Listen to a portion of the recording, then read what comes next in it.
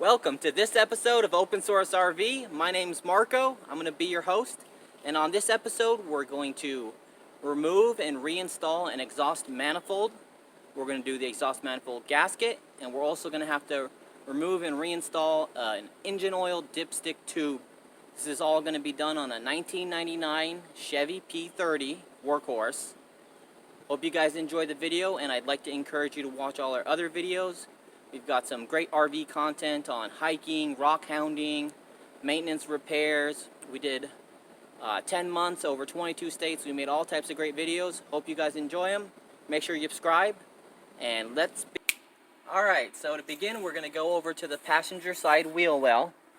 Now, I'm a real thin guy, so I've actually been able to do all of this without putting it on jack stands, which I have, or jacking it up. And what you're going to want to do, so what I've done is I've come in here to the wheel well, and to get started you're going to need to use a 1/2 inch socket. You're going to use a 1/2 inch socket, and that's going to take off the bolt that holds on the spark plug covers, because on your motor you'll notice that there's spark plug covers here. So you use a 1/2 inch socket, and that'll take that off. You pull the cover off, put your spark plugs up here. They all go in a row, just put them up on top. And then you're going to use a 9/16 socket. And that's probably going to be the harder part. That is what holds on the exhaust manifold would be here. It's going to take a lot. You're going to need a nice, either a very powerful drill or a breaker bar. I did it by sneaking a breaker bar in here, and just basically I have superhuman strength. I'm super strong, like Wolverine or something. So they're 9/16. Once you got the 9/16, you're going to have to come over to underneath here. From underneath here, there's what holds on the other end of the exhaust manifold. I swear it should be 9/16, nuts there. But my 9/16 didn't fit on, and I ended up using a 15, a deep 15. You're going to want deep sockets, by the way. You're going to need a deep socket 9/16. You can't just use a regular 9/16 because look how deep it is. So you'll need a deep 9/16 and a deep 1/2 inch to get the spark plug heat covers off. It's pretty difficult. There's not much room in here. I'm actually doing it standing right over the tire. That's the tire. But I mean, I fit in here. I was able to do it. So use the 1/2 inch, then use the 9/16 to get these big boys off. Then I used a 15 deep socket to get the 3 here on the end that attaches to the rest of the exhaust. Now there's going to be one problem. When you're done doing that, the engine oil dipstick goes through one of the little arms on the exhaust manifold. So there's no way you can take it off because the dipstick tube goes through it. Really crappy design. Wish they hadn't done that way. So I had to get off the engine oil dipstick tube. And let me show you how I did it. It was really giving me a problem, but then I used a certain technique, and it went really easily. Alright, so when you go to get the engine oil dipstick out, you're going to want something like this. This is just like a little propane torch. And I was having so much problems. I was trying to get it out. It was super difficult. But then I used this, and it made it, it popped right out. It was super easy. So let me show you how to do it. Hope you guys are enjoying the video. If you would, do me a favor, hit that thumbs up button for me. Makes a real big difference for my channel. Now let's get back to it. Alright, so right there with the white paper towel stuffed in it is the engine oil dipstick tube. At least that's what the tube went into. So it's like a little orifice coming out of the side of the engine oil pan. Now, I tried pulling that thing and all different things to pull it out. It wasn't broken, it's perfectly fine condition. So what I ended up doing was just hitting that part with a torch, and it just popped right. That's all it took. I just hit that with the torch right there, and it really popped out. What you can do is you can have someone go up to the doghouse and just pull on it while you're hitting that with a torch, and it will pop out. You just keep hitting this thing with the torch. You have someone go up there and either pull it from the wheel well or from the doghouse, and you hit it right here, and mine just popped out real easy. The tube that goes in it is like consistent diameter. It doesn't change or anything. It just looks like a solid tube, and it goes into this kind of orifice thing. So the heat really was the key. I just used my little torch here, hit that, and it popped right out. I'm going to put some oil gasket pan maker on it when I put it back in, and that should be good. So here's the old gasket, and there's the new gasket.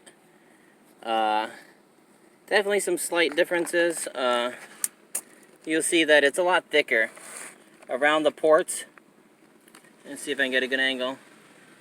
It's a lot thicker, like here, this diameter. So the new one is a lot thicker around the ports. Alright, a real quick tip or a word of warning. Both of these exhaust manifolds, I'm on my second one now, they have both been defective from the factory. If you want to save yourself a lot of time and a huge headache, when you get your exhaust manifold, or any product in general, and it comes with hardware, bolts and screws and nuts, test fit all your stuff up.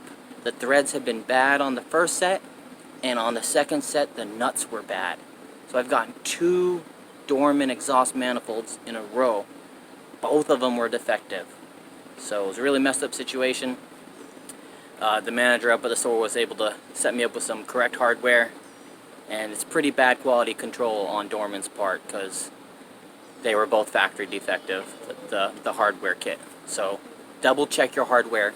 Make sure you test fit it 100%. Make sure all the nuts screw over the threads. Make sure the bolts go into the exhaust manifold. Otherwise you're gonna have to do it twice, which really sucks.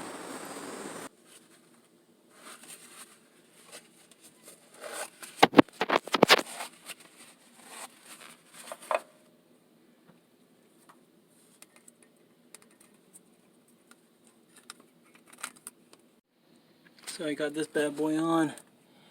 Everything's nice and flush. Everything's super flush. It's hard to see, but I've got everything on there. So here's everything from underneath. You gotta make sure this thing lines up nice and straight. I'm gonna straighten this up, see what I can get going. Alright, just to let you know, the hardware that they give you with this specific part number right here, which is the exhaust manifold for a 1999 Chevy P30 and other P30 workhorses, the hardware they give you, this stuff right here, it doesn't pull the donut O gasket close enough together. So what you'll need to get is some of these. These are 3/8, 16th, 1 1/2 inch long bolts, flanged. This stock hardware that comes with the dorman exhaust manifold part I'm going to put right here, not only were 2 of them defective, they don't actually pull the donut gasket together in the RV. So you might do yourself a favor and take a look and see if it's going to work for you. If not, get these. And you see these have a stop, these don't have a stop. So these pull the donut gasket all the way, whereas these have a limit on how far they're going to pull the donut gasket together. These did not work. These came with the exhaust manifold. These worked. I bought them separate. Alright, you can see I did not use the included hardware. You're going to want to just use these bolts. The included hardware does not pull the donut gasket up tight enough. So you will have a big problem. Just use this hardware I got listed right here. It does not pull this tight enough.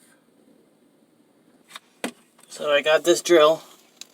It is on the absolute weakest mode. It's not an impact, but I have it on 1. I can stop it with my hand. Let's go ahead and do this. Make sure, 20 foot-pounds is the torque rating on this.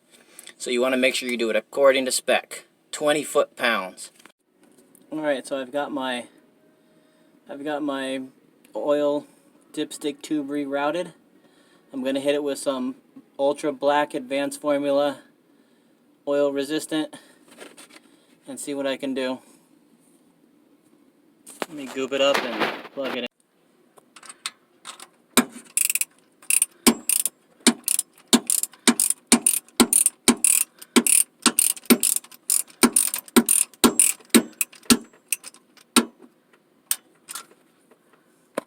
Hope you guys enjoyed that video. If it helped you or your RV, make sure you hit that thumbs up, hit the subscribe. It really would mean a lot to us. And we'll see you guys on the road.